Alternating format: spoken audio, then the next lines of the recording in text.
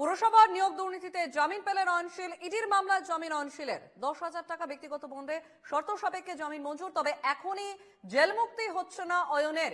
পুরসভা নিয়োগ দুর্নীতিতে জামিন পেলেন অয়নশীল। ইডি মামলায় জামিন অয়নশীলের এবং 10,000 টাকা বন্ডে ব্যক্তিগত বন্ডে শর্ত সাপেক্ষে জামিন মঞ্জুর হয়েছে, তবে এখনই এই মুহূর্তে জেল মুক্তি হচ্ছে না অয়নশীলের।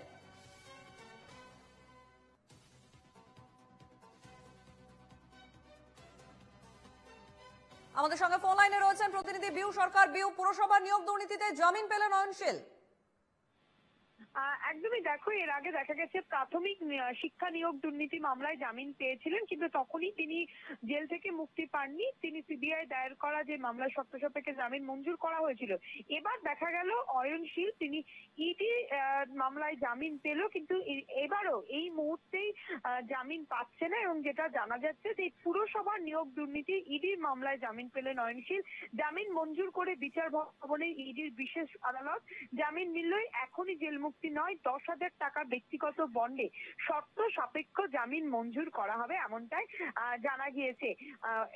এর আগে দেখা গেছে যে সুজয় কৃষ্ণ ভদ্র কুন্তল জামিন পাওয়া গেলেও কিন্তু অয়নশীল জামিন পায়নি, কিন্তু এবার জামিন মঞ্জুর হলো, তবে এখনই জেল থেকে মুক্ত হচ্ছে না অয়নশীল। বেশ, ধন্যবাদ বিউ।